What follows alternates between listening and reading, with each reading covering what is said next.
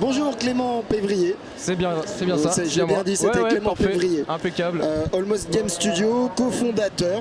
Exactement. Donc ça veut dire qu'il y a un autre cofondateur. Voilà, qui est derrière la caméra, on le voit pas, mais Salut il s'appelle. cofondateur. Salut Nico. Donc Nicolas Nguyen, cofondateur du studio avec moi maintenant depuis 1 an sur cette aventure. Le studio a 1 an? Alors techniquement non. D'accord. En fait, il a été immatriculé au mois de septembre. Mais le jeu. Ah, donc c'est tout récent. C'est tout récent. Alors, la création du studio est toute récente, par contre vous avez commencé par le jeu. Ce qui nous importe le plus. En général c'est. Voilà. Donc le jeu maintenant, on le game design et on le développe depuis maintenant une petite année. Le jeu s'appelle Anna the Game. Anna the Game. Voilà. On pourra le découvrir. Alors, on peut le découvrir déjà ou pas? Alors, sur le salon là, non? Alors sur le salon non. Ouais. Maintenant bien sûr on est sur les réseaux sociaux, Facebook, Twitter, on a un site internet, annathegame.com. Voilà, on est très présent, très actif. La bêta est bientôt disponible et on devrait sortir le jeu entre fin 2016 et début 2017. Ah, c'est très bientôt. Ouais, c'est très bientôt et donc il sera disponible sur iOS et Android. D'accord. C'est un jeu exclusivement smartphone en fait.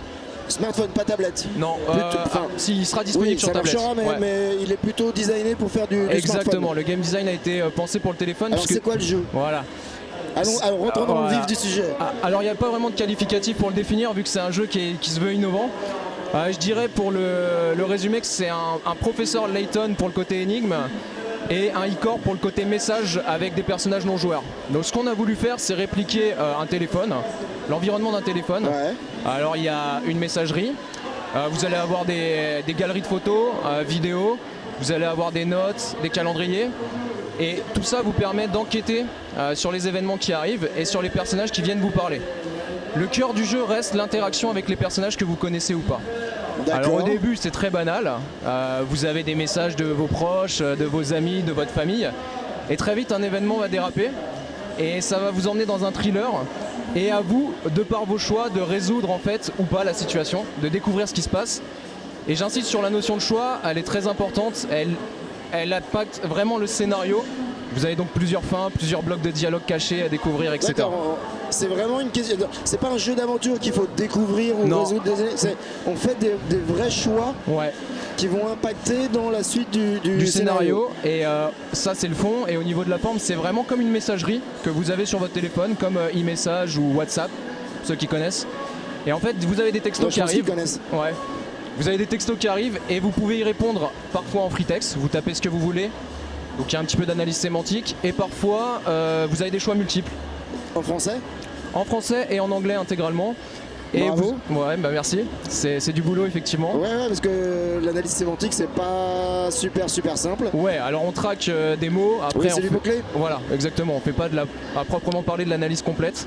Voilà, il y a aussi des actions dans le jeu. Vous pouvez partager des photos, vous pouvez appeler les protagonistes du jeu, vous pouvez accepter des invitations, etc. Enfin voilà, c'est vraiment comment briser le 4e mur entre le joueur et le jeu, comment rendre cette histoire qu'on croit être passionnante, ce thriller, ce film, dans la poche de n'importe quel joueur avec des actions qu'on fait tous dans la vie de tous les jours en fait. J'ai hâte de découvrir. Non, avec il est plaisir. bien vendu. Ouais, j'essaie. Ça marche bien. Ça donne envie. Ouais. On diffusera les images de toute façon pendant l'interview, on mettra des incrustations d'images pour qu'on se rende mieux compte. Tout à fait, ouais. Parce que là, alors pour le coup, ça donne vraiment envie, donc j'aimerais bien savoir à quoi ça ressemble. Je l'ai pas vu, je suis désolé. Bien sûr. Mais ok.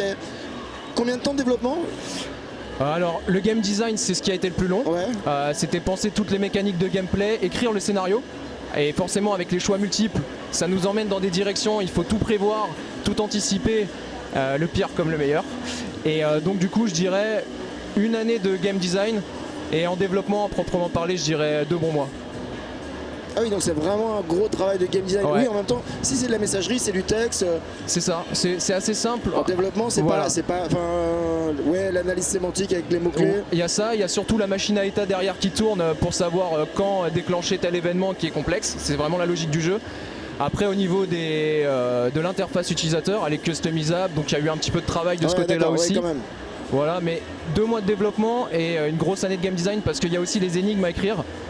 Il faut pas qu'elles soient trop dures, il faut pas qu'elles soient trop simples. Non, c'est sûr. Il y a des énigmes de gameplay, il y a des énigmes de logique, des énigmes de sémantique. Donc voilà, il y a du gros travail de game design derrière. Ouais. Bon, on a vraiment hâte. Bah nous aussi. Donc la société est créée toute récemment. Tout à fait, voilà. Donc c'est Almost Game Studio. Pourquoi Almost Games? Alors Almost, ça veut dire presque en anglais. Bah oui. Almost parce qu'on fait presque des jeux. C'est ça, on préfère se dire qu'on fait des expériences vidéoludiques plutôt que des jeux. Et aussi on voulait pas trop se prendre au sérieux, donc voilà, on fait presque des jeux. On est des jeunes débutants dans l'industrie, donc voilà. Vous venez d'où d'ailleurs? Alors moi je suis breton. Ah non, pas du tout. En fait, avec mon cofondateur, on s'est rencontrés dans une boîte du digital. On travaille dans la semaine, on est chef de projet dans le digital. Et c'est sur notre temps libre qu'on fait tout ça. Donc on s'est rencontrés là-bas, donc sur Paris, en fait, et plus exactement en Seine-et-Marne, à Bussy-Saint-Georges. Voilà. Et je suis originaire de Bretagne. À tous les Bretons qui nous regardent, bonjour. Salut les Bretons. Salut les gars. D'accord. Des projets pour la suite? Ouais, tout déjà, attendre de voir ce que ça donne. Ouais, tout à fait.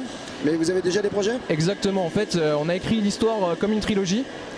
Et donc oui, c'est vraiment déjà projeté. Ouais. On a vraiment mûri le projet avant de se lancer. On voulait faire quelque chose de bien tout simplement, ou en tout cas qui nous plaise.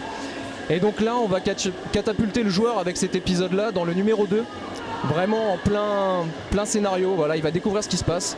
Et si on croise les doigts pour que ça fonctionne, si ça fonctionne, on a déjà le prologue qui est écrit, qui explique pourquoi les événements du 2 arrivent.